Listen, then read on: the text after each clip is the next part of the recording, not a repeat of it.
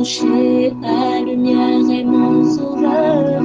Je ne crains rien.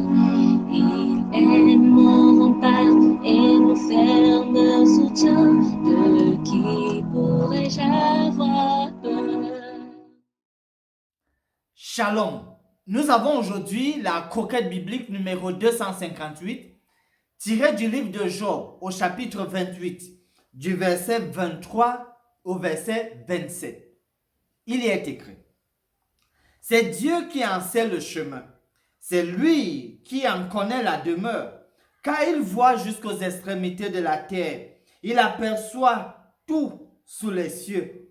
Quand il régla le poids du vent, et qu'il fixa la mesure des eaux, quand il donna des lois à la pluie, et qu'il traça la route de l'éclair et du tonnerre, alors il vit la sagesse et la manifesta.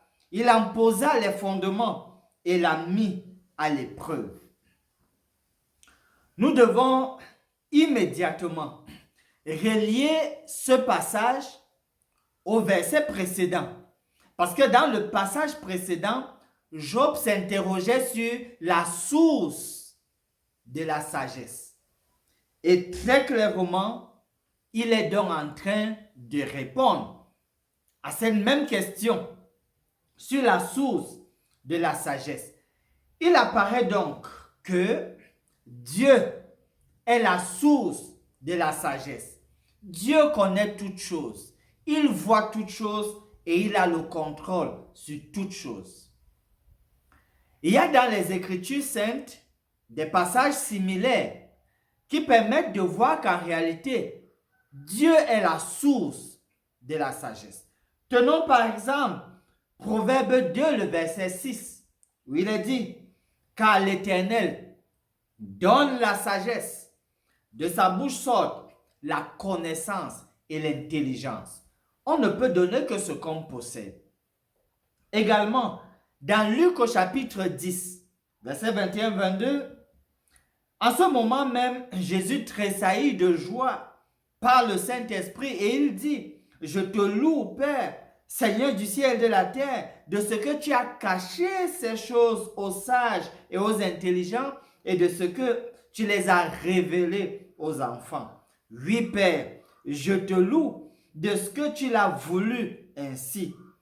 Toutes choses m'ont été données par mon Père, et personne ne connaît qui est le Fils, si ce n'est le Père, ni qui est le Père, si ce n'est le Fils, et celui à qui le Fils veut le révéler.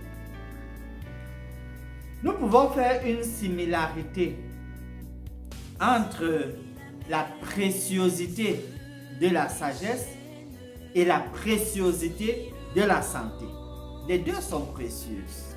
Ainsi, tout comme donc la sagesse tire également sa source de Dieu, au nom de cette préciosité qui est similaire, on peut voir et conclure que la santé tire aussi sa source de Dieu. Et Dieu donne la santé à travers au moins deux choses. Premièrement, les lois naturelles de santé qu'il a établies. Et deuxièmement, les prescriptions que lui-même il donne concernant le style de vie qu'il faudrait avoir afin d'être en santé. En guise de promesse, dans Proverbe 15, Exode 15, le verset 26, il est dit: si tu écoutes attentivement la voix de l'Éternel, ton Dieu, et jusqu'à la fin, il dit: si tu prêtes l'oreille à ses commandements, si tu observes toutes ces lois, je ne te frapperai d'aucune des maladies. Donc, pour éviter certaines maladies, Dieu a donné des prescriptions sur le bon style de vie. Je vous engage donc à les embrasser et justement compter sur Dieu pour pouvoir les mettre en pratique. Le même Dieu, seul sage, d'où vient la sagesse, est le même Dieu qui également nous donne les principes pour être en santé. Finissons par ce mot, le prix. Bon Père Céleste, aide-nous à venir à toi et à dépendre de toi pour la réception de la sagesse.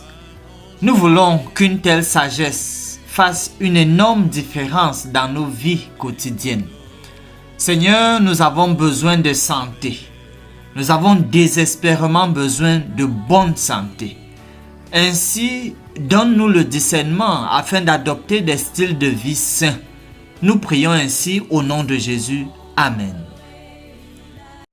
Âme espère en l'Éternel, mon âme espère en l'Éternel, qu'un chant s'élève au Dieu du ciel, qu'un chant s'élève au Dieu du ciel,